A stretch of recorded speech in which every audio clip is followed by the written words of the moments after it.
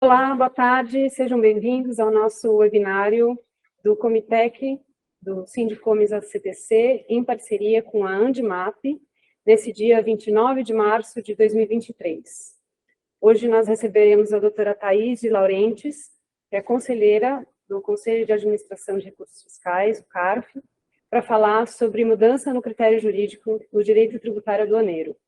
Agradeço desde já, em nome do Sindicomes ACTC, e da Andimap, por aceitar o convite, e pela doutora Thaís, em poder participar e disponibilizar a agenda para estar conosco hoje, além de agradecer a participação de todos os convidados e inscritos que vieram contribuir para esse evento. Eu sou Bruno Tonini, coordenadora auxiliar e membro do Grupo Técnico Jurídico de Comércio Exterior e Assuntos Aduaneiros do Comitec, no Sindicomes ACTC, vice-presidente da Andimap, advogada, pós-graduada em Comércio Exterior e Administração. Participarei como moderadora do evento de hoje, ao lado do Dr. Oswaldo Castro, é diretor do Sindicomes ACTC e CIMEC, conselheiro titular do CARF. Compondo a mesa, o Dr. Cláudio Eidelstein, presidente da Andimap, membro do Comitec do Sindicomes ACTC, advogado, professor e especialista em Direito Marítimo e Portuário. A quem passo a palavra para as considerações iniciais. Em primeiro lugar, agradecemos aí o nosso grande presidente, Dr. Luiz Ramos, aqui do Sindicomes ACTC, Dr. Wilson Brown, vice-presidente, Dr. Oswaldo, aqui, que nos recebem aqui nessa tarde aqui, e vamos ouvir o que a nossa querida doutora Thaís de Laurentes vai nos comentar, nos ensinar aí, que temos bastante, é um assunto bem interessante. Obrigada, doutor Cláudio. Gostaria de abrir a palavra, passar a palavra para o doutor Oswaldo Castro. Em primeiro lugar, muito boa tarde a todos, muito boa tarde, Wilson Brown, nosso digníssimo vice-presidente, muito obrigado, boa tarde, doutor Cláudio, doutora Bruna e doutora Thaís, é um prazer revê-la.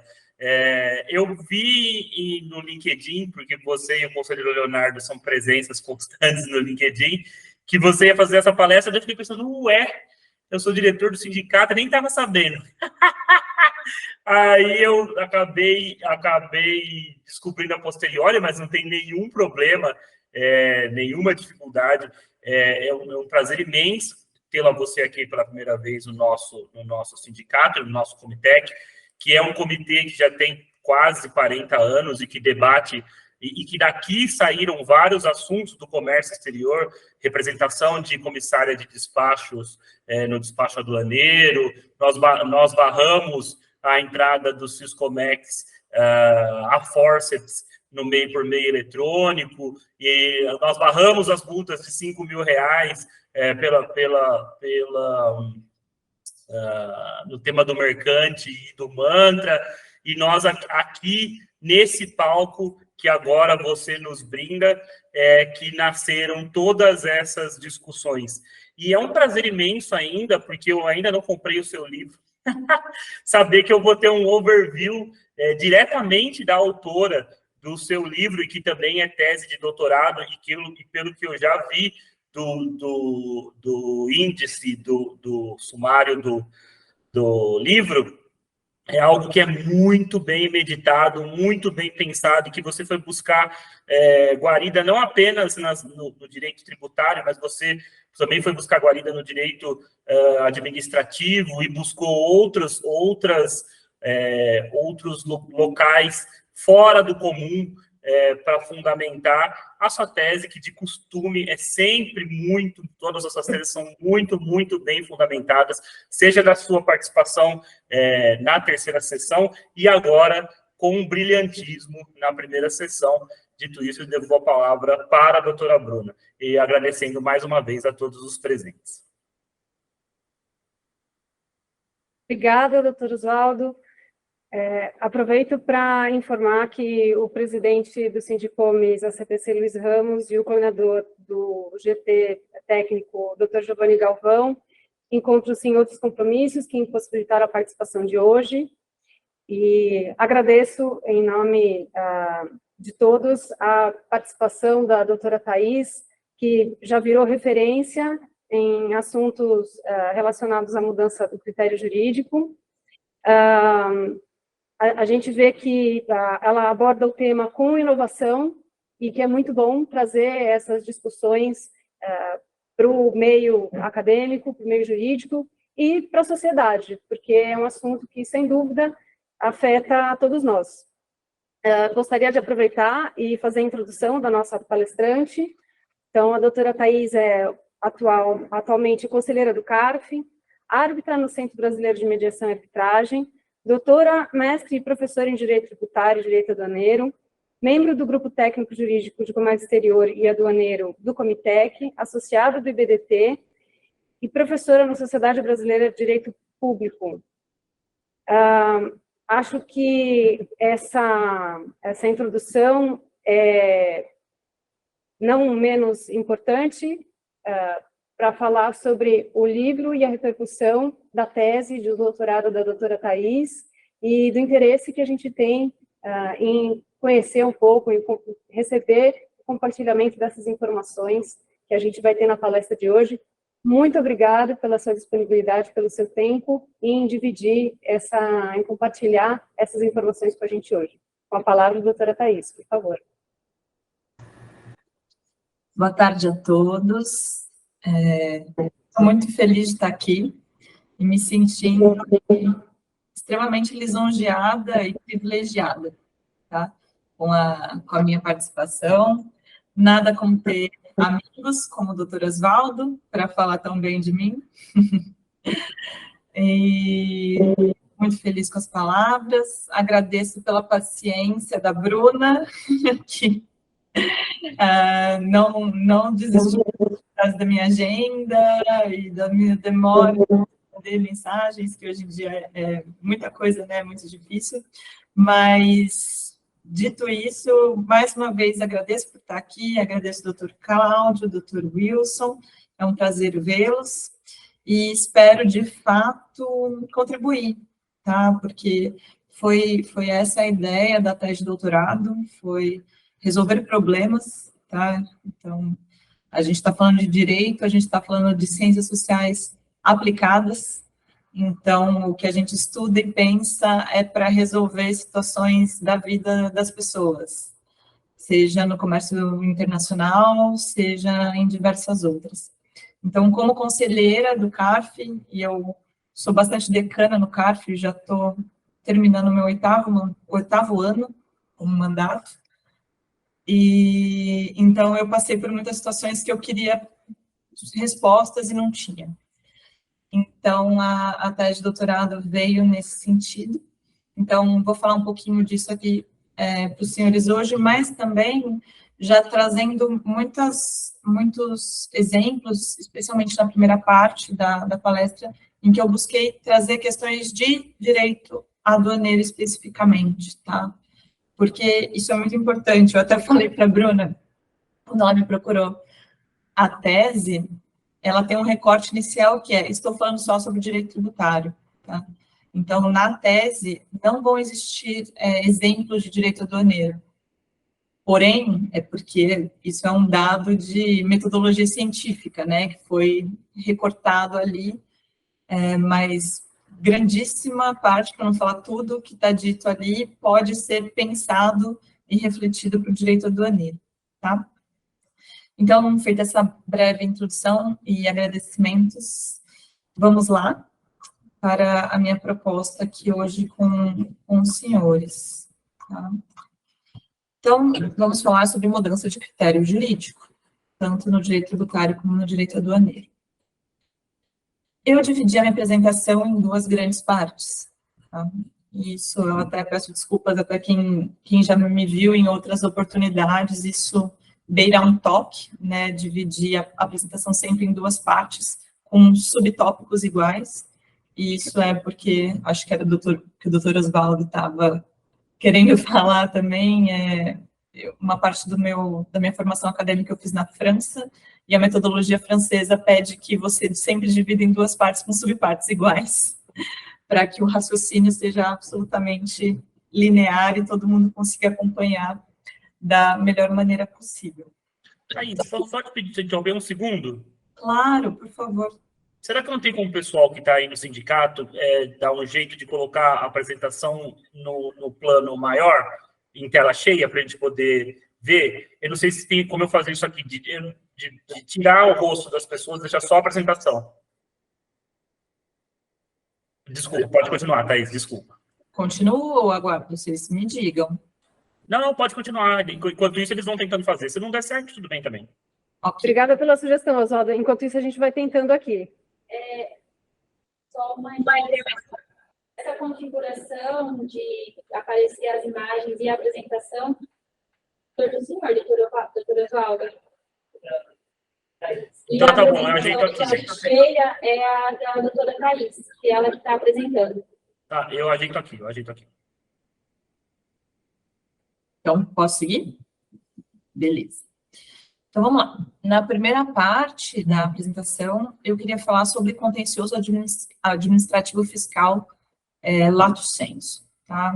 Traçar algumas premissas, brevemente, e daí falar sobre controle dos atos administrativos e falar aqui especificamente sobre casos de direito aduaneiro, tá? Eu selecionei para os senhores hoje. Daí, na segunda parte, ir para a questão especificamente da mudança de critério jurídico. Tá? Iniciando pelas regras basilares, que são aquelas que a gente tem no CTN, para entender quais que são os problemas na prática que desafiam essas regras postas que a gente tem. Tá? E, por fim, falar um pouquinho sobre as correntes doutrinárias a respeito do tema, sendo que isso tudo vai ser recheado com exemplos também, porque eu acho que é isso que faz a gente realmente entender a questão. Tá? Então, vamos lá. Primeira parte, contencioso administrativo fiscal. Uma premissa básica, os senhores são doutores nisso, tá? Quando a gente está falando de direito tributário, a gente não está falando de direito aduaneiro necessariamente, e vice-versa. Claro que vai ter eventos do mundo que vão atrair esses 2 regimes jurídicos, que é o caso da importação de mercadorias, por exemplo, tá? Que vai ter que se haver tanto com o regramento de direito aduaneiro quanto de direito tributário, tá? Mas quando a gente vai falando especificamente sobre multas aduaneiras, infrações aduaneiras, a gente tem toda uma regulamentação via legislação própria, que é o regulamento aduaneiro, né? Que mesmo nas questões mais basilares se difere. Então, a decadência vai ser diferente, a responsabilidade vai ser diferente, tudo tem regras próprias que eu não me remeto de pronto ao Código Tributário Nacional para resolver minhas questões, tá? Isso é bastante tranquilo. Como segunda premissa, e daí já entrando mais especificamente na questão do processo administrativo fiscal. Qual que é a sua abrangência? Tá? O que é regrado pelo contencioso administrativo fiscal? O que chega ao CARF? O que chega às delegacias regionais de julgamento? Tá? O diploma básico que traça o rito do processo administrativo fiscal é o decreto 7235, 72, tá? Que fala sobre cobrança de crédito tributário. Não fala de aduaneiro. Tá? Acontece que essa sistemática de contencioso administrativo fiscal é tão bem feita e inteligente e organizada por diversos motivos, tá? Que eu até vou tratar mais à frente, que a legislação nacional começou a utilizá-la para outros créditos que não tributários em sentido estrito. Tá? Então, a gente tem remissões da legislação aduaneira levando o contencioso aduaneiro também ao rito do PAF. Tá? Então, ao julgamento pelas delegacias regionais de julgamento em primeira instância e ao CARF em segunda instância.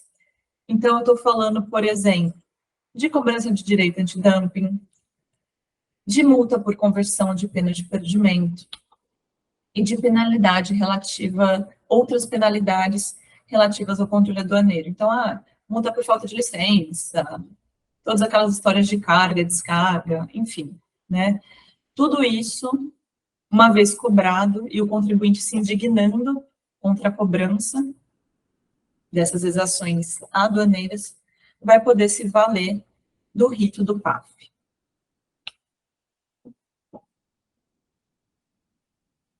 Terceira premissa, para a gente continuar a nossa conversa. Então tá, então essa é a abrangência do PAF. Mas qual é a natureza desse específico rito de contencioso administrativo? Ele é processo? Como que ele funciona de verdade, né? De verdade, a gente vê que existem dois grandes blocos de regulamentação do PAF, do processo administrativo fiscal. De um lado, a gente vê claramente o poder administrativo exercendo a atividade jurisdicional, que tipicamente é do Poder Judiciário. Quem julga processo é o Judiciário, não é a administração pública. Mas aqui a gente vê um rito traçado para isso, para provimento jurisdicional, tá? Ou seja, que diante de uma lide, de um conflito entre sujeitos, que no caso vão ser ou contribuinte ou sujeito passivo de uma obrigação aduaneira, vão estar conflitando com a Fazenda Pública, dizendo, você está me cobrando, mas eu acho que não devo, por causa de X, Y razões, tá? E dentro desse contexto bem processual, que tem essa cara mesmo do contencioso administrativo, a gente vê um rito muito bem feito em que se oferece ao contribuinte contraditório e ampla defesa, tá? Vejam, a gente está falando de um contencioso que não é igual um DETRAN. Vamos pensar, né? Multa por... Tem tantos contenciosos, né, administrativos, é uma multa por infração de trânsito. Não existem instâncias e diversos recursos e um tribunal em Brasília de forma paritária. Não tem nada disso, tá? No contencioso administrativo fiscal, a gente vê claramente as instâncias e tudo muito bem organizado, com diversos recursos, tá? Não só recurso voluntário, também embargos. Tem vários elementos que mostram quanto o contraditório e a ampla defesa são fortes no processo administrativo fiscal. Tá? E tudo isso traz consigo um regime especial de regulamento do PAF, que está no Decreto 7235, que a gente acabou de conversar, mas também no Código de Processo Civil, no CPC, que pelo seu artigo 15 fala que ele se aplica subsidiariamente aos processos administrativos. Tá? Mas não é só disso que vive o PAF. Existe um outro bloco normativo aplicável a esse contencioso, tá? Que daí já tem outra cara, que é a cara da administração pública fazendo o seu autocontrole, o controle interno. Por quê? Porque é de interesse da própria administração pública que os seus atos sejam conforme a lei, tá? Isso é autotutela da administração pública. Então, a partir do momento que a Receita Federal lavra um auto de infração, seja para cobrar um tributo ou uma multa aduaneira, é do sistema, é íncito da administração pública que esse ato, caso ele não seja perfeito, caso ele não seja absolutamente de acordo com a lei, que ele seja revisto. Tá? Isso tudo na ideia de concretização do princípio da legalidade. E aí que vem toda a questão de nulidade dos atos administrativos. Isso não é só do interesse do contribuinte, caso ele esteja sendo indevidamente cobrado. Isso é do interesse do regime público de controle dos atos administrativos. Tá bem? E isso já traz consigo o regime geral de processo administrativo, não processo administrativo fiscal. Processo administrativo em sentido lato, que é regido pela Lei 9784, de 1999. Tá? Então, a gente tem essa dualidade quando a gente está falando de natureza do PAF. Então, o que a gente tem aqui? Uma natureza híbrida, tá? E eu já estou começando a fazer um super jabá aqui do meu livro, que já foi comentado, né? Que foi a publicação da minha tese de doutorado, em que a conclusão é justamente essa, tá? Então, ao mesmo tempo que eu tenho uma sucessão de atos que vai acabar numa decisão final do órgão judicante, sim, ainda que de maneira atípica, tá? Esse processo é um processo que ocorre dentro da administração pública, tá? Então, que vai trazer consigo a questão do autocontrole da administração pública, portanto, da questão da nulidade dos atos administrativos, de acordo com o artigo 53 da Lei 9784. Então, fixadas essas três premissas, como que a gente consegue evoluir, tá? Então, a gente já viu bem claramente que aqui não é um processo qualquer, tá? É um processo, sim, contencioso, sim, em que há contraditório ampla defesa, sim, mas ele ocorre no seio da administração pública, preocupada com o controle de legalidade. Então, o ato que sempre vai inaugurar o contencioso administrativo é justamente um ato administrativo, tá? A gente tem que voltar a essas origens básicas para lembrar o quê? Que o ato administrativo de lançamento, ele tem os 5 elementos do ato administrativo. Competência, forma, objeto, motivo e finalidade. E o que eu quero estressar aqui para vocês? A questão do motivo, tá? Um dos principais elementos dos atos administrativos. O que é motivo? São os elementos de fato e de direito que fazem com que aquele ato seja exarado pela administração. Então, dado que você é importador, tá? Importou essa mercadoria e a classificação fiscal está incorreta, portanto, você tem que aplicar essa outra classificação fiscal e pagar uma diferença tributária. Elementos de fato e de direito que fazem com que a administração tenha que se movimentar, trazer o ato administrativo para o mundo, tá? Trouxe aqui um exemplo do livro da professora Odete sobre isso para vocês, tá? Vejam, motivo é diferente de motivação. Isso é muito importante quando a gente está falando de processo administrativo fiscal, tá? Por quê? Eu vou falar mais devagar mais à frente, mas ambos podem causar nulidades, ambos podem causar problemas aos sujeitos passivos que estão aí vivendo o contencioso administrativo, tá? O que é a motivação? A motivação é a exteriorização do motivo, a exteriorização dos elementos de fato e de direito. Ou seja, é por linguagem clara, articulada, em que a administração pública se faz compreender.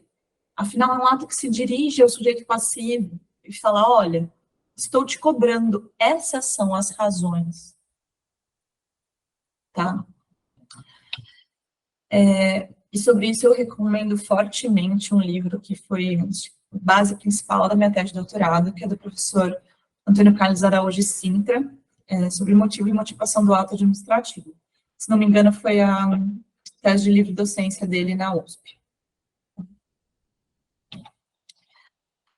E eu não estou falando isso para vocês, pessoal, porque isso é muito bonito academicamente, mas sim porque isso traz consequências na prática. Tá? Então, a gente falou dos elementos do ato administrativo. Esses elementos que permitem o controle desses atos, que podem ter vícios. Tá? Que vícios são esses? Os vícios podem ser relacionados ao motivo, aos elementos de fato e de direito. Tá? O que pode acontecer? Não existe aquela norma jurídica que a administração pública, que a Fazenda, que a Receita Federal diz que existe ao efetuar um lançamento tributário, um lançamento fiscal. Né? Ou pode não existir aquele fato do mundo, que se relatou existente. Ah, não, você falou que eu importei essa mercadoria, mas, na verdade, essa mercadoria nunca saiu do país exportador. Tá? Aqui é a prova XPTO. E o sujeito passivo explica que aquele fato não aconteceu. Tá? Ou pode acontecer ainda uma inadequação entre o fato e o direito invocado, que é o que a gente mais vê na prática, né, Oswaldo, ali no nosso dia a dia. Assim, ó, tudo bem, os fatos são esses, mas o direito aplicável não é bem esse. Veja, a situação é outra. Todos esses são vícios, são problemas que podem acometer o ato administrativo de lançamento fiscal. Tá? São diferentes dos vícios relacionados à motivação, à explicação de por que se cobra algo do sujeito passivo. O que pode acontecer em primeiro lugar? A ausência de motivação. Não tem, simplesmente não explica o porquê se cobra. Ou, o que é muito mais comum, sua insuficiência, ininteligibilidade ou incongruência, tá? A administração explica porque ela está cobrando, mas eu não consigo entender bem aquilo. Não se junta Lé com Cré, tá? Por que que isso é importante? Porque a sanção está prevista em regras diferentes, tá? O ato administrativo ele pode ser nulo por causa de problemas em relação aos motivos. Isso tudo eu acho no artigo 2º da Lei 4.717, que é a Lei da Ação Popular, que é a lei que inaugura o controle dos atos administrativos para todos os fins. E ninguém lembra dessa lei, é uma loucura, tá? Mas é ela que embasa todo o regime de controle dos atos administrativos. E ela fala expressamente, quando não há motivo, o ato administrativo é nulo. Tá? Vejam, é diferente do que prevê o artigo 59 do PAF, do Decreto 7235, quando diz que são nulos os atos praticados com preterição do direito de defesa, porque aqui eu vou estar falando de motivação. Eu vou estar falando, olha, você motivou o seu ato, fazenda pública, tá? Você trouxe elementos de fato de direito, mas isso é insuficiente, isso não foi inteligível, isso me prejudica, enquanto sujeito passivo, a conseguir me defender, porque se eu não entendi bem do que eu estou sendo acusado, como que eu vou impugnar essa cobrança dessa multa administrativa, dessa multa por qualquer que seja a multa aduaneira aí do caso, tá? Então, vejam, existem dispositivos legais para ambas as situações, tanto vícios em relação ao motivo, quanto vícios em relação à motivação, que protegem o sujeito passivo das obrigações fiscais, sejam tributárias, sejam aduaneiras. Tá? O que é maravilhoso até aqui, pessoal, porque, assim, tudo na vida é artigo 146 do CTN, quando a gente está falando de mudança de critério jurídico. Vejam, até aqui eu não falei disso. Isso não é o ruim, isso é uma bênção divina. Porque esse dispositivo, ele é muito restrito. Tá? Eu vou falar um pouquinho mais sobre ele. E existe uma tentativa de usar esse dispositivo como super trunfo para situações em que ele não foi pensado originalmente.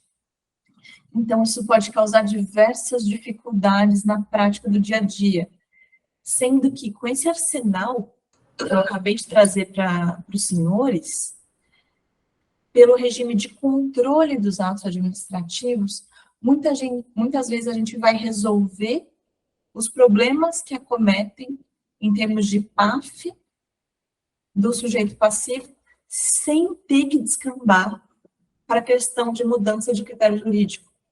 Então, é muito louco, porque eu virei referência nesse assunto, só que às vezes as pessoas acham que, na verdade, é porque eu quero que tudo seja resolvido pelo artigo 146 do CTN, sendo que é o contrário disso. Eu acho que ele é uma ferramentazinha específica dentro de um mundo muito maior de regime de controle de mudanças que podem acontecer no decorrer do PAF prejudiciais ao sujeito passivo, tá?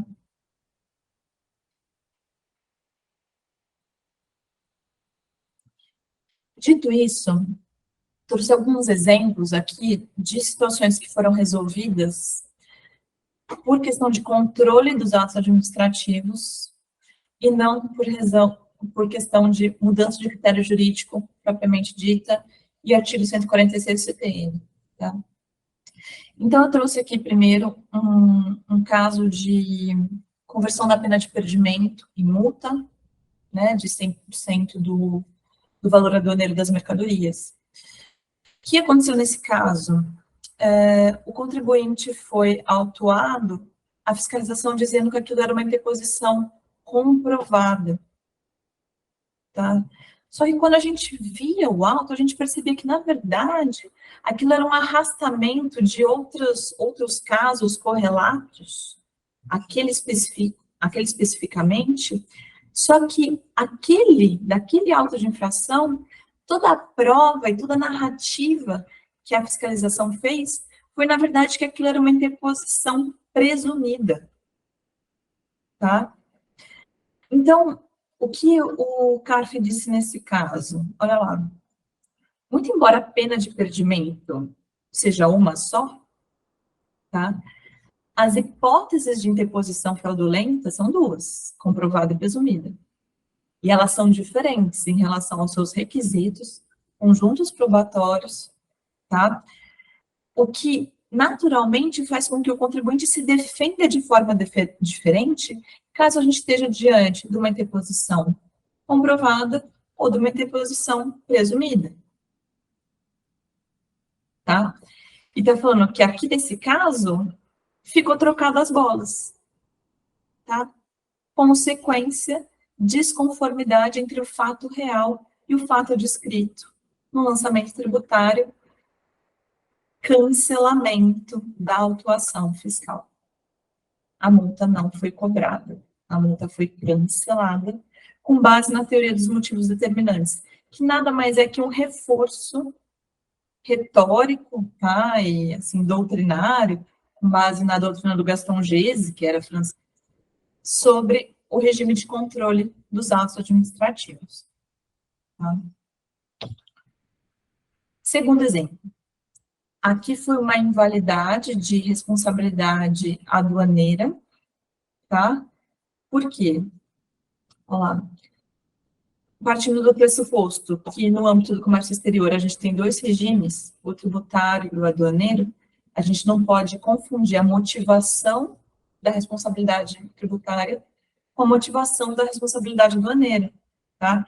Então, é comum a fiscalização fazer isso. Ó, ela lavra um auto de infração cobrando impostos incidentes sobre importação, e, além disso, um auto cobrando multa, tá? Só que na hora de explicar a responsabilidade tributária que está sendo atribuída a solidários, ela tem que ir no diploma normativo certo. Se a gente está falando de responsabilidade por multa, é o Decreto-Lei 3766, 37 de 66, né? E se a gente estiver falando de obrigação tributária, você tem que ir para o CTN. Então, não confunda as bolas fiscalização sob pena de nulidade. Há um problema no motivo e na motivação desse ato administrativo, tá? Que aqui nesse caso também foi cancelado, tá? Então, a gente vê aí claramente a questão do vício e do controle do ato administrativo em razão dos seus elementos. Terceiro exemplo, também invalidade da autuação de responsabilidade aduaneira, tá? Aqui falando que o erro de direito em imputar responsabilidade aduaneira com base no CTN também macula o ato administrativo, ao conformar a sujeição passiva da empresa ocultada fraudulentamente, ao valer-se de diferentes e conflitantes dispositivos, tá? Então, no mesmo sentido, o que está lá no CTN falando que é requisito para responsabilidade solidária, não é necessariamente o que está no regulamento aduaneiro. Então, assim, foco, administração pública, sob pena de cancelamento desse ato administrativo ilegal, porque contém um vício com relação aos seus motivos e a sua motivação. Tá? Última questão, que daí, assim, dá calafrios, vocês já sabem, eu imagino que já tiveram outros encontros sobre essa súmula, que é, assim, fim da picada, né? Súmula 161, porque ela vai contra tudo isso que eu falei até agora. Ela está falando, ó, ainda que a autoridade fiscal, na hora de lavrar o lançamento tributário, ela selecione determinado motivo, que é a classificação fiscal é essa, se depois, durante o PAF, o CARF fala, não, não é essa daqui, é outra, isso automaticamente deveria fazer com que caísse o auto de infração, em razão do regime de controle dos atos administrativos, toda essa legislação que eu acabei de mostrar para os senhores, né? Além disso, a legislação é feita com base em precedentes que foram por volta de qualidade, assim, tudo que a gente não espera do entendimento sumular, tá? E ainda por cima contra o que a gente vê hoje em dia em termos de direito internacional do acordo de facilitação do comércio, que fala justamente ao contrário, né? Você tem que explicar claramente qual foi a infração dela. Então, assim, se a infração não é aquela que está no ato administrativo, deveria cair.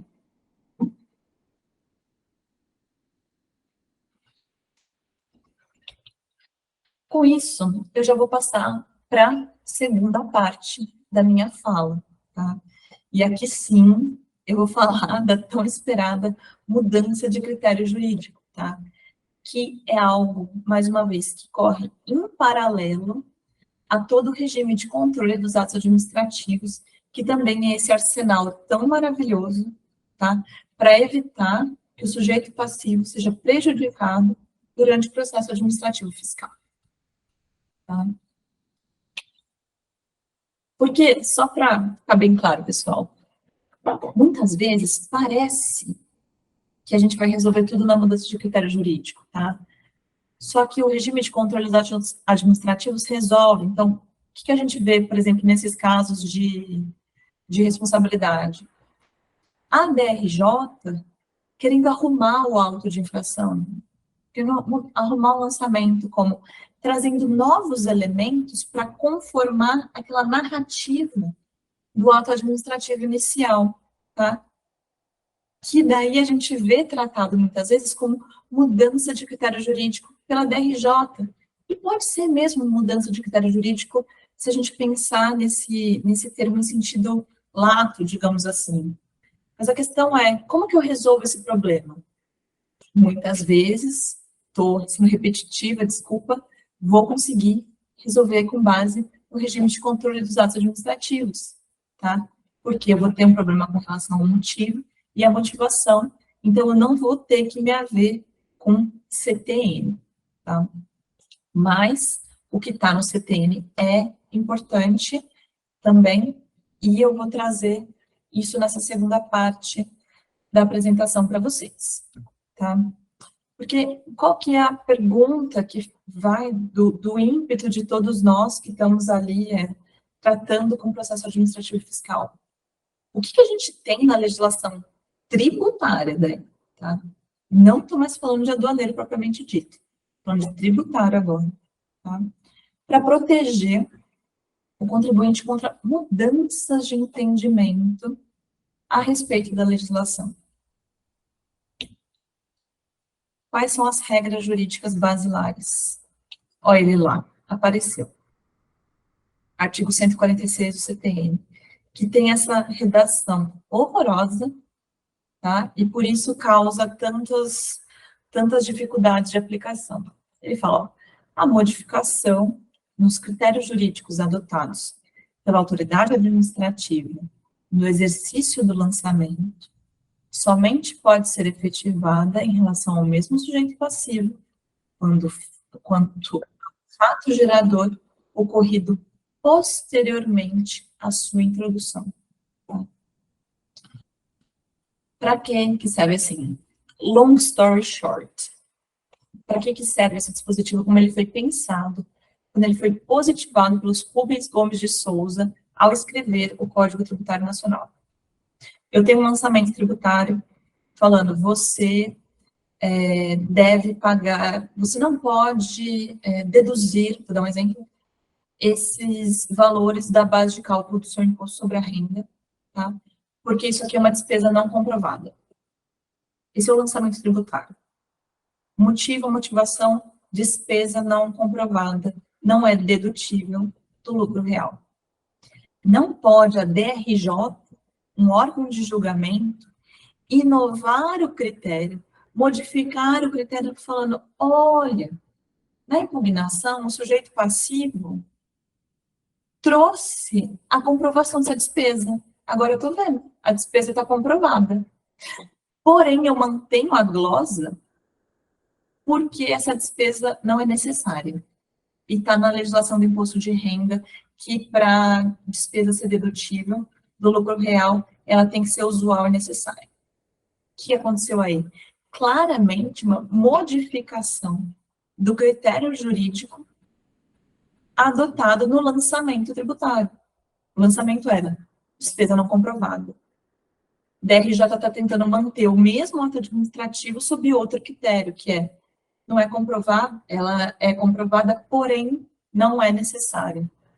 É isso que veda o artigo 146 do CTN. A princípio, nada além disso. Tá? Então, esse dispositivo não foi pensado para casos fora dessa caixinha. Então, de outro lado, a gente tem o artigo 100, parágrafo único do CTN, tá? Que não está falando mais sobre normas individuais e concretas, que é o lançamento tributário, mas sim sobre normas gerais, complementares, que engloba um grande número de pessoas que estão sendo coordenados por aquela norma. Está falando, ó, tem as normas complementares, que são as instruções normativas, costumes, práticas reiteradas, etc. E caso o contribuinte observe essas normas complementares, dele não vai poder ser exigido multa e juros. O que então diz o dispositivo, pessoal? Ele diz, contribuinte, você que confiou numa instrução normativa, falando que você não devia pagar o tributo, se depois essa instrução normativa muda, tá? E fala, olha, na verdade, você tem que pagar sim, tá? O que a gente tem no direito tributário? O princípio da legalidade. Quem dita as coisas é a lei, não é a instrução normativa. Então, se a primeira instrução normativa era ilegal, e veio uma segunda falando que você deve sim, em tese, você deveria ser cobrado do passado, tanto em relação ao tributo, tá? Ao tributo como um todo. E é isso que o artigo 100 diz. Assim, ó, você é cobrado conforme a lei. Só que você, contribuinte, tem que ter sua expectativa protegida por ter confiado numa instrução normativa legal, que dizia que você não precisava pagar. Tá? Por isso, você não vai ser penalizado, porque você não descumpriu o que a administração falou para você fazer. Tá? Então, o tributo vai ser cobrado. Princípio da legalidade, tributo conforme a lei, a primeira instrução normativa era ilegal. Porém, você não vai ser penalizado. É isso que diz o artigo 100, parágrafo único do CTN.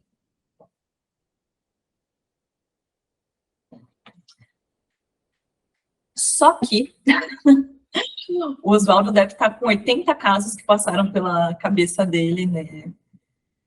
Agora vindo à tona. Existem muitos casos que desafiam justamente esses limites por esses dispositivos, que são as regras de ouro da legislação complementar sobre mudança de critério jurídico, tá? E eu vou trazer esses casos aqui para vocês. 4 exemplos de caso. Um primeiro, justamente mudança entre instruções normativas, tá? Então, como a gente acabou de ver, regrado pelo artigo 100, parágrafo único do CTN. Então, olha esse caso. A gente tinha uma primeira instrução normativa falando contribuintes, tá, que tem que pagar preço de transferência. Vocês têm que adotar uma fórmula X para o PRL 60. Tá? Isso dizia a primeira instrução normativa, a 243. Depois vem uma segunda instrução normativa posterior, mais gravosa, desse mesmo cálculo, desse mesmo preço de transferência. Qual que seria o natural pelo artigo 100, parágrafo único do CTN, que a gente acabou de ver? Que um auto de infração viesse cobrando dos contribuintes o tributo dos últimos anos e exonerando só as penalidades de quem estava adotando a sistemática da primeira instrução normativa, tá? Que foi suplantado pela segunda. Dói o coração, né, gente? A gente fala, mas o cara estava fazendo conforme a instrução normativa exerada da própria Receita Federal. E realmente dói o coração da Câmara Superior do CARF também. Nesse caso específico, contra a literalidade do artigo 100, parágrafo único do CTN, o CARF exonerou não só a pena, a multa e juros, mas também o tributo do contribuinte dos anos anteriores, invocando o princípio da anterioridade e retroatividade e proteção da confiança legítima. Tá? Falando, ó, nem o tributo merece ser cobrado aqui. Detalhe, unanimidade. Tá? Chocante, né, Oswaldo? Mas eu vou te falar por quê. Nesse caso, do meu ponto de vista, passou fácil, porque existe uma solução de consulta da COSIT falando que não era para cobrar nenhum tributo. Então, é aquela história, não adianta ser mais realista que o rei. Se a própria Receita Federal falou que nem o tributo se cobra nesse caso, o CARF seguiu a onda. Tá? De novo, contra a literalidade do artigo 100 do Código Tributário Nacional. Segundo caso, que desafia a lógica dos nossos preceitos básicos do CTN.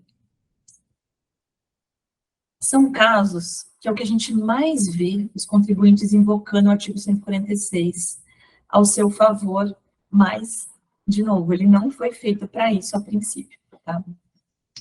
Eu tenho um primeiro lançamento tributário falando, por exemplo, você contribuinte tem que recolher o seu PIS/COFINS na sistemática monofásica. Joia. Alguns anos depois, mesmo contribuinte, mesma operação, mesmo tudo, Receita Federal fiscaliza e diz, olha, não é um monofásico para o senhor, não, contribuinte. Aqui para você é sistemática não cumulativa. Isso acarreta numa diferença de tributos. A mudança de critério jurídico, de um primeiro lançamento para um segundo, que protege o contribuinte contra o passado em relação ao segundo lançamento, 146 não é para isso.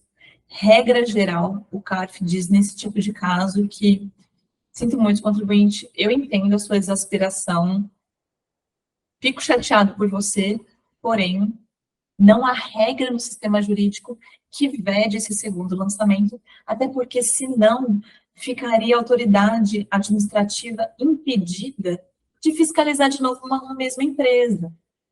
Tá? É natural, é regra do jogo que ela possa fazer isso, tá? E possa mudar de opinião, senão você engessa todo o poder de fiscalização e lançamento tributário, tá?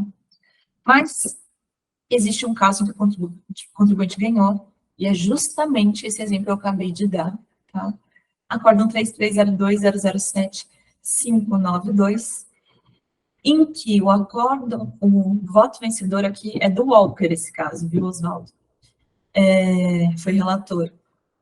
Ele entendeu que havia mudança de critério jurídico entre lançamentos tributários, invocando o artigo 146 do CTN. Tá? Então, é um precedente diferente aí para saber como carta na manga. Terceiro exemplo, de totalmente fora de obviedade. A pergunta que tem por trás é, critério jurídico tem que sempre ser oriundo da Receita Federal, para que ele seja vinculante à própria Receita Federal. Tá? Por quê? Porque vão existir situações em que outros órgãos da administração pública vão trazer elementos importantes para a conduta do contribuinte. Tá? Então, vou dar um exemplo aqui. Esses rolos todos de PIS/COFINS, né, sistemática cumulativa, não cumulativa, existe uma regra falando que se você, contribuinte, pratica contratos a preço pré-determinado, você fica no sistema cumulativo dessas contribuições. Né? Agora, a questão é o que é o tal do preço pré-determinado, tá? Em grande medida, quem pratica esses contratos a longo prazo, que são há mais de 10 anos, são empresas do setor elétrico, tá? Essas empresas, elas têm uma agência reguladora específica, que é a ANEEL, tá? E a ANEEL vai lá e diz o que é preço pré-determinado. Então, uma agência reguladora da Administração Pública Federal fala, o IGPM não descaracteriza o contrato a preço pré-determinado.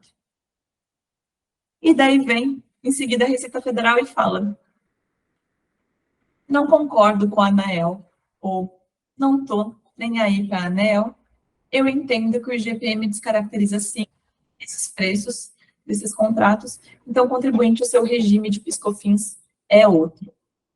De novo, dói o coração, porque o contribuinte estava confiando em algo que depois lhe traz uma surpresa e uma cobrança para o passado. Tá? Existem precedentes invocando justamente esse racional de que, olha, não é só de Receita Federal que se vive critério jurídico. Tá?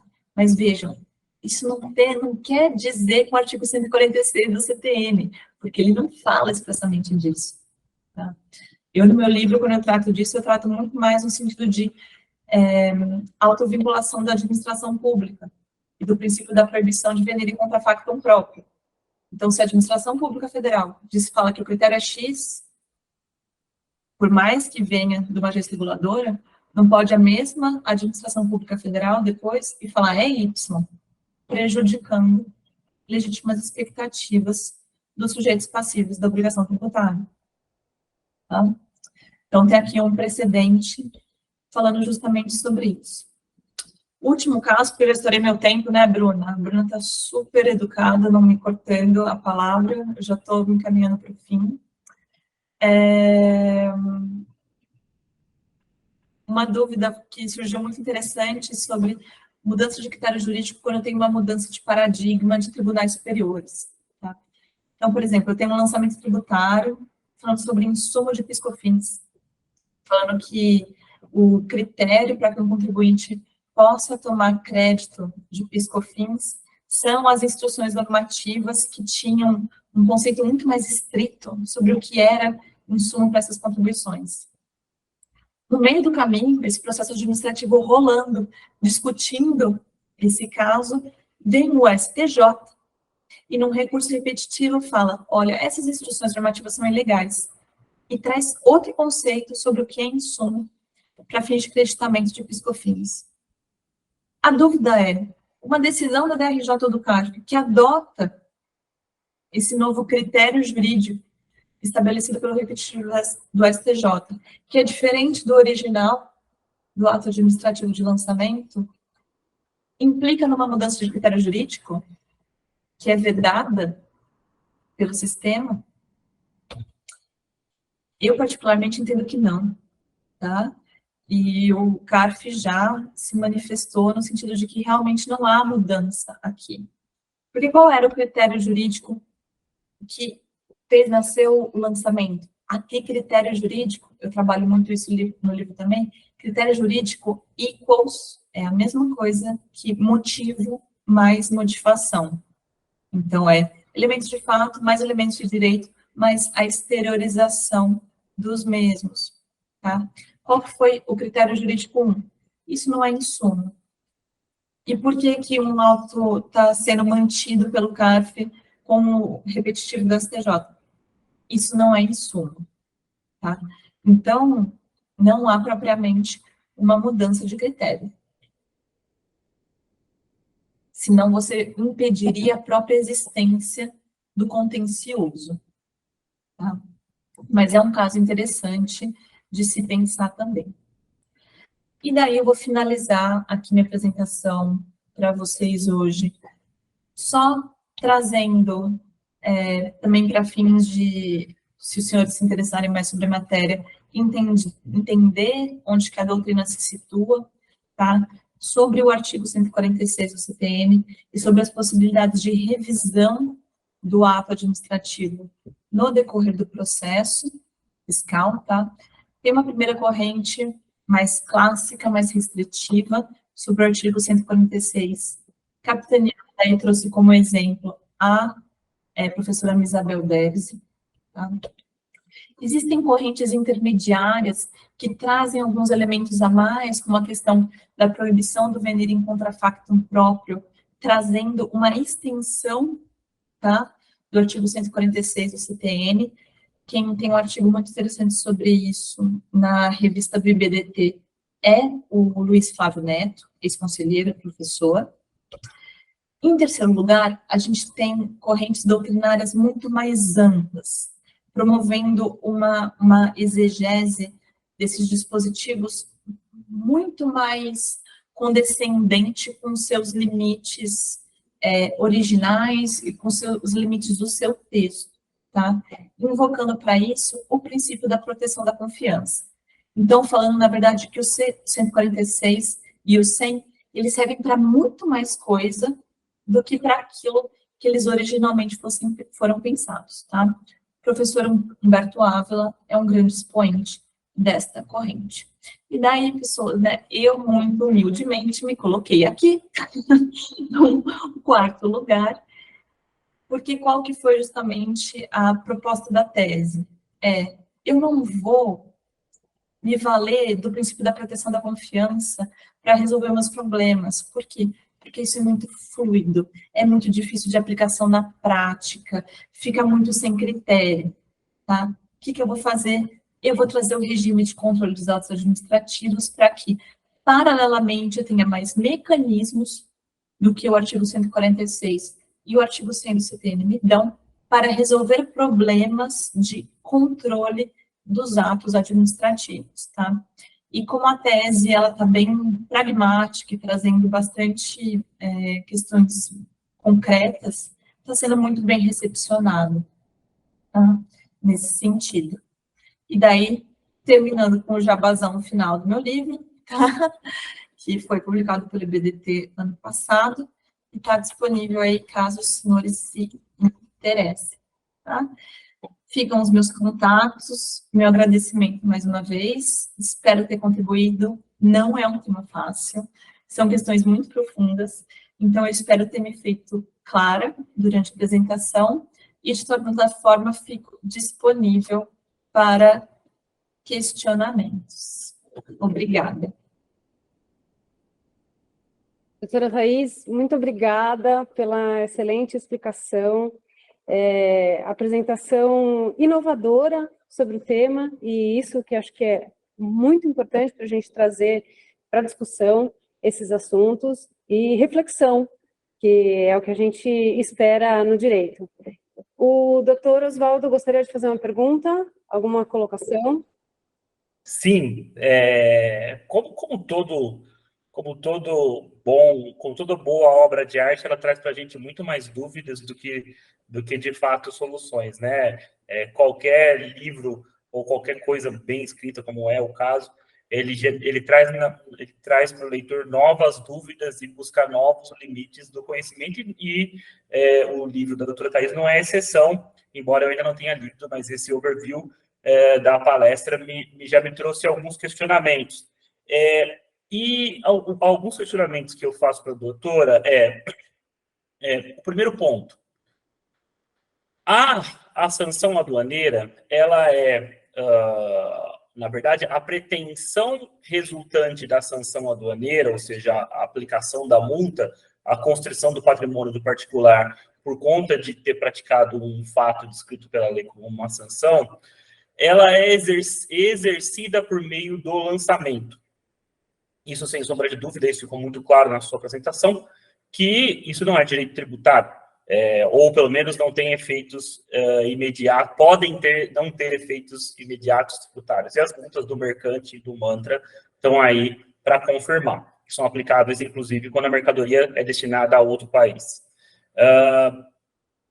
E partindo desse princípio, então, que o lançamento, a sanção, ela é lançada por meio de um instrumento tributário, a minha dúvida é, poderia ou pode a lei ou a legislação aduaneira, de alguma forma, contrariar aquilo que está, as normas gerais sobre o lançamento do CTN? Eu digo isso em especial pensando no artigo 439 ou 414 da Convenção de Kyoto revisada, que é uma autorização amplíssima para se fazer a revisão do lançamento. Essa é uma primeira dúvida. E uma segunda dúvida, que também às vezes até extirpa a primeira, mas que elas não são totalmente coincidentes, é se a doutora colocou muito bem. Bom, o artigo 146 do CTN foi criado para quando o lançamento se fundamenta em determinado critério jurídico e vem a DRJ e diz, não é esse, é um outro a partir de então. Ou seja, me parece que esse entendimento, pelo menos a norma foi criada a princípio, apenas e tão somente para o lançamento de ofício, enquanto exercício do lançamento de ofício. Mas nós temos os tributos de aduana, que eles são numa primeira tacada, eles são lançados por homologação, por meio de uma declaração de importação, e essa declaração de importação pode estar sujeita a uma conferência, seja em canal vermelho, seja em canal amarelo, seja em canal cinza, e é feito esse controle a priori pela fiscalização, nesses canais de parametrização, e posteriormente a um novo lançamento de ofício, como resultante de uma revisão aduaneira. A minha dúvida é, sob essa ótica, o artigo 146 do CTN, ele não seria aplicável nesse caso, porque, olha, não houve ainda um lançamento de ofício, ou ele também alcança o lançamento por homologação anterior? Então, são essas duas dúvidas. A primeira dúvida é se a lei ou a legislação aduaneira poderia modificar o quanto está descrito no artigo 146 do CTN para melhor, para pior ou para diferente, de qualquer forma, tendo em vista que se trata de um lançamento, só um instrumento procedimental para a exigência daquela multa aduaneira.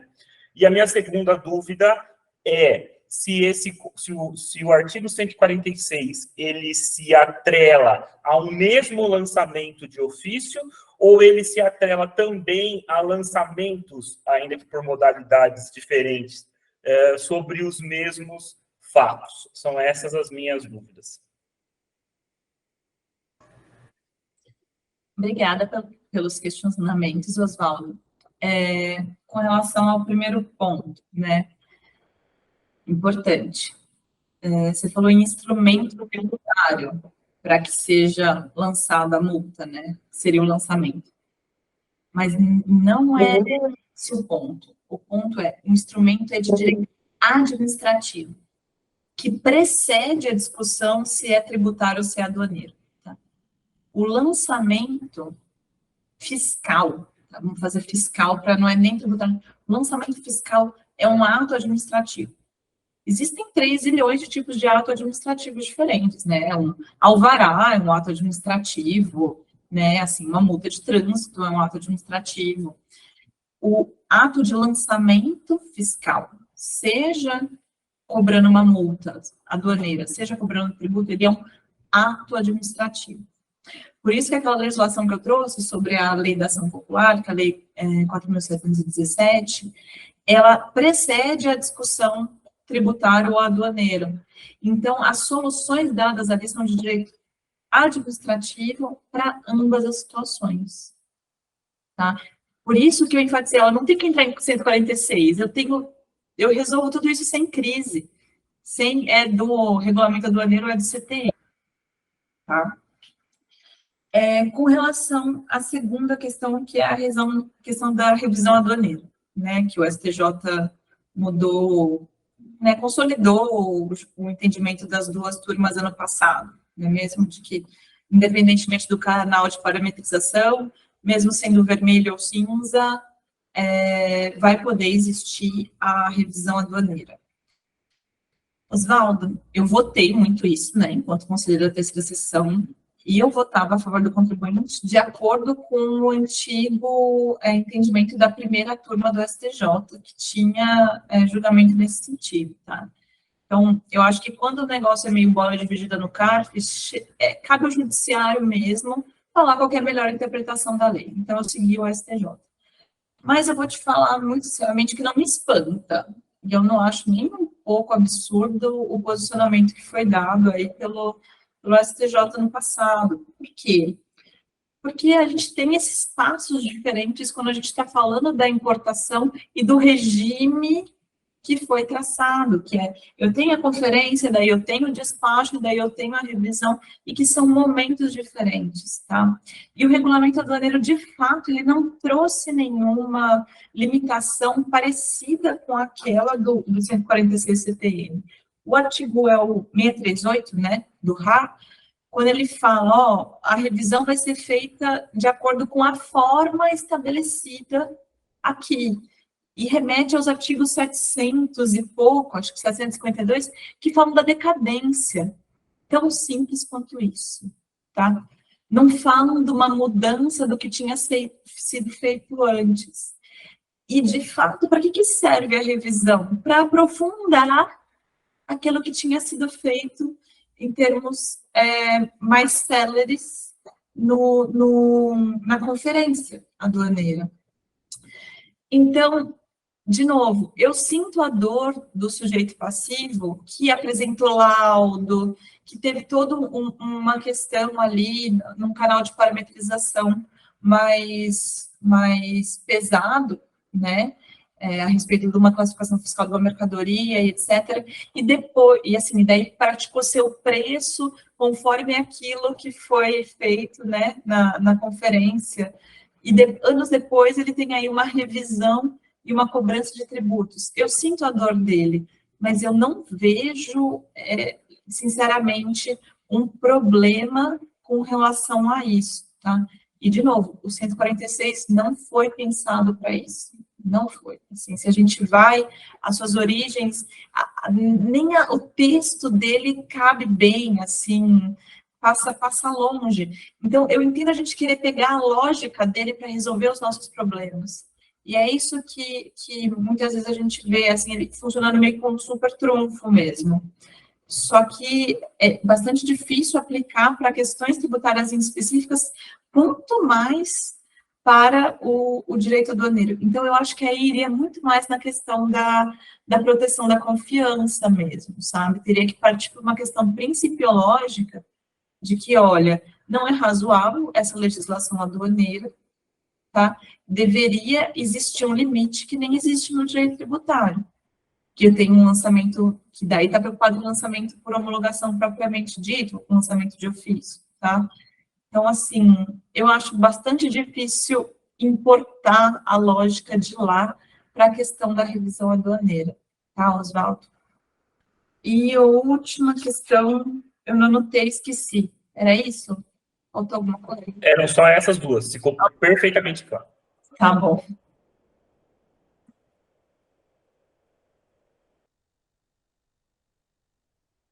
Bruna, você está muda.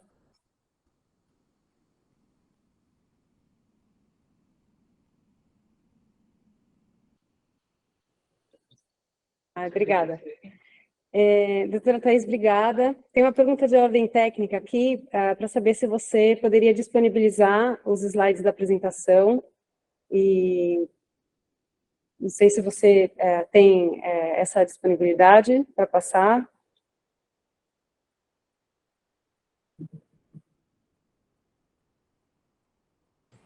Agora você que está mudo, Thaís. Ai, desculpa. Eu sou meio ruim com a parte técnica aqui desse aplicativo especificamente. Posso mandar depois para você, Bruna, e você distribui? E a gente distribui, tá ótimo, perfeito. E uma outra dúvida, seguindo um pouco essa questão que o Oswaldo comentou, em relação à revisão aduaneira, você até trouxe um caso relacionado à autuação de interposição fraudulenta. E eu queria ouvir um pouquinho da sua experiência, da sua opinião, a questão de mudança de critério jurídico, nos casos em que, infelizmente, é comum, autuações em que o importador ele efetua uma importação registrando como sendo por conta própria, a fiscalização autua entendendo que se trata de uma importação por encomenda ou por conta e ordem, e, na verdade, quando se apuram os fatos, então, toda a capitulação do auto de infração se refere a, por exemplo, uma operação por conta e ordem. Quando você apura os fatos, você identifica que se trata de uma importação por encomenda. E aí a gente tem uma diferença em relação à capitulação do auto de infração, e ainda que não seja, isso é uma a gente entra em outra discussão em relação à presunção de fraude, que são outros capítulos da legislação aduaneira, mas eu queria entender a sua posição em relação a a sua opinião em relação a esse assunto. Eu acho esse um exemplo perfeito da questão de controle dos atos administrativos. Para mim, nessa situação, se o auto de infração foi lavrado, dando como motivo, de direito, que houve ali uma importação por conta e ordem, né, no exemplo, se não é por conta e ordem, deve cair. É diferente. Importação por conta e ordem, importação por encomenda, tá? Eu acho que existem alguns precedentes, algumas discussões que não existia o por conta e ordem, não é mesmo? Daí eu acho que talvez dê um problema, tá? Mas, posteriormente ao que a legislação que trouxe claramente essa forma de importação, sem sombra de dúvida, é que nem a questão da classificação fiscal. Se não é aquela que está no auto, e se concorda que não é aquela que está no auto, deve cair. Perfeito, obrigada. Essas acho que são as duas principais dúvidas em relação à parte aduaneira, alinhada, inclusive, com a pergunta do Dr. Oswaldo, que acaba entrando na revisão aduaneira. Mas aí a gente tem, o diabo mora nos detalhes, a gente tem a questão do que constou no auto de infração, nesse caso da classificação fiscal, ainda não é só a análise dos canais de parametrização, mas sim o que constou no auto de infração e, no caso de um erro de classificação fiscal ou de valoração aduaneira, o que constou, o que foi capitulado no auto de infração e não simplesmente uma defesa em relação ao canal de parametrização que já foi a revisão aduaneira ou não. Então, são questões diferentes do seu entendimento também. Muito obrigada. Tem uma outra pergunta aqui, do Marcelo Morelli, parabenizando pela palestra, e perguntando se o doutor entende que a Lei 9873 de 99, quanto à prescrição intercorrente, se aplica aos processos de multa do artigo 107, inciso 5º, a linha E, do Decreto 3799 ou 3766. Mas, enfim, aplica 3799, artigo 22, inciso 2º, a linha D, e 50 do parágrafo único, inciso 2º da IN 800 de 2007. Digo, em relação ao entendimento da natureza jurídica, eu não tenho de cabeça aqui o 22 do Decreto-Lei 37. Acho que assim pouco importa. A questão é se a prescrição intercorrente se aplica, né, para a multa aduaneira, se eu entendi bem, Marcelo. Esse assunto não cansa de ser quente, né? Saiu essa semana uma decisão, não foi não, Oswaldo? O TRF, explicando, e eu, que estava na terceira sessão, julgava que sim, que se aplica a prescrição intercorrente, tá? Porque a legislação, eu não vou lembrar o número da lei, que fala que não se aplica a prescrição intercorrente, ela não se aplica para matéria tributária. Tá? Matéria aduaneira não é matéria tributária. Então, assim, pau que bate em Chico, bate em Francisco. Então, por mais que... então, vai ter situações em que essa diferenciação vai ser ruim para o contribuinte. contribuinte, tipo artigo 146 do CTN. É tributário, não é aduaneiro. Então, você não vai aplicar essa regra para aduaneiro, isso vai ser ruim para o contribuinte. Mas, de outro lado, eu tenho uma lei específica que fala, ó, a prescrição intercorrente só não existe para questões tributárias.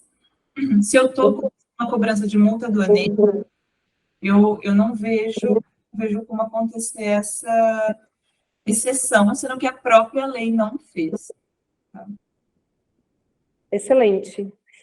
Mais uma pergunta, eu gostaria de saber a sua opinião, se na sua opinião tem algum tema relacionado à mudança de critério jurídico que esteja relativamente pacificado, porque você até comentou das 4 correntes, né, a sua nova corrente relacionada a esse assunto, mas se você vê alguma questão mais pacificada na esfera administrativa, no contencioso administrativo, e quais os mais polêmicos, na sua visão, em relação aos temas tributários e aduaneiros na esfera administrativa?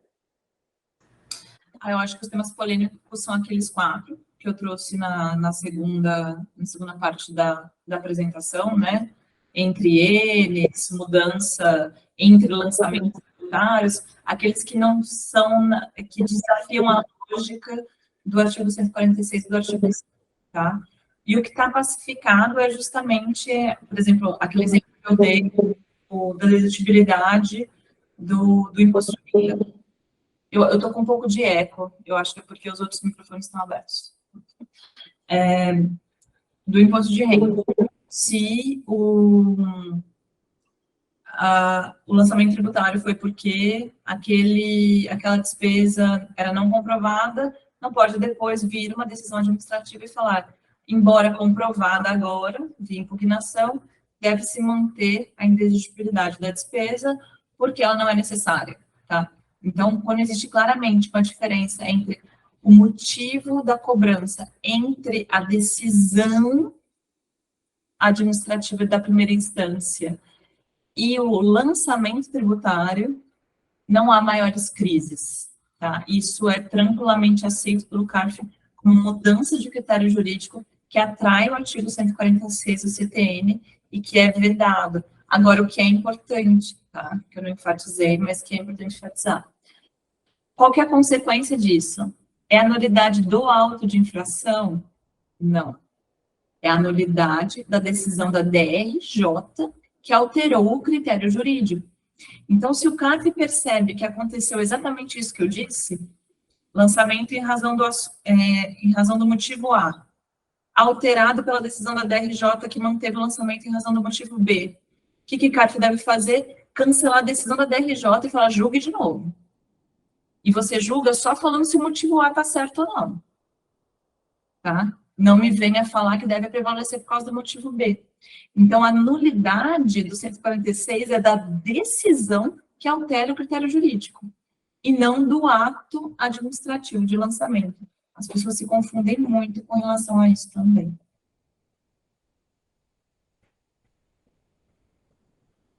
Mudo, Bruna. Pronto, agora está liberado. Você não é a única com dificuldade em relação à tecnologia desse aplicativo aqui. Mas muito bom, perfeito. Acho que esse é um ponto muito importante que você coloca nos seus artigos, inclusive sobre a distinção que deve ser feita em relação à nulidade de uma decisão que não implica necessariamente na nulidade do lançamento. Eu acho que isso é importante. Tem mais 2 dúvidas aqui que entraram no chat, e acho que a gente já está extrapolando o nosso tempo, mas o tema é muito bom, riquíssimo.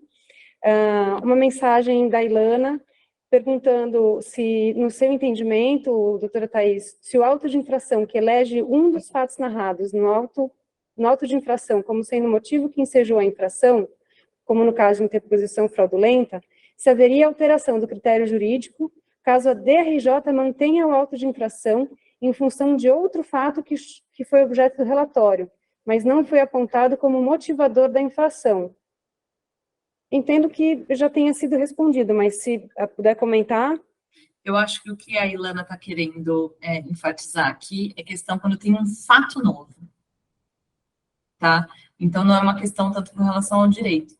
E pelo que eu entendi aqui do questionamento, seria um fato complementar. Tá? Vejam, algo que complementa não é algo que altera. Tá? Então, elementos novos que eventualmente surjam ao longo do processo fazem parte do jogo do contencioso, seja para confirmar ou infirmar aquilo que foi feito no auto de infração. Tá? E vamos lembrar, tem o artigo 149 do CTN, que fala das hipóteses de revisão de ofício pela autoridade fiscal, né? E revisão ao longo do processo. E ele fala, quando existirem elementos que foram suprimidos por dolo, etc., ou por falha da autoridade fiscal, isso eventualmente vai permitir uma revisão dos fatos. Tá? Então, aí a gente já está falando da mudança de critério jurídico, porque não há mudança, há uma complementação. Tá? Inclusive, a gente faz diligências para isso, para trazer fatos para confirmar ou infirmar aquilo que está no auto de infração. Tá? Perfeito, excelente esclarecimento. Ilana, tem mais uma dúvida aqui, em relação à nulidade de auto de infração aduaneiro, apontada no CTN como norma que embasa a responsabilidade solidária. Como ficaria o auto de infração que, na dúvida, indica todas as normas eventualmente aplicáveis? Diversos artigos do CTN e Decreto-Lei 3766. Qual é o entendimento da doutora Thais em relação a essa nulidade? Tinha um conselheiro na minha turma, o Diego Osvaldo, seu Diego de Nessibeiro, que ele adorava usar um termo que era uma metralhadora, né, que às vezes o auto de infração é uma metralhadora de dispositivos legais, porque ele atira para todos os lados, para ver se ele acerta em algum, né, e muitas vezes a gente vê isso em motivação de responsabilidade solidária, e eu acho que daí a questão vira da regra de nulidade, que é quando isso prejudica a defesa, tá? Então, vai ficar aí a critério do julgador perceber se esse excesso, de fato, prejudicou com que o contribuinte entendesse qual que era o correto, porque o correto está lá no meio, né? O correto motivo da responsabilidade. Se ele ter focado em outros também, prejudicou com que o sujeito passivo efetivamente pudesse exercer o seu direito ao contraditório e à defesa. Se sim, daí haverá uma nulidade com base no artigo 59 do Decreto 70235. Excelente. Infelizmente, a gente está com o nosso tempo mais do que estourado. Quero agradecer a disponibilidade da doutora Thais, a participação de todos, a participação do doutor Osvaldo.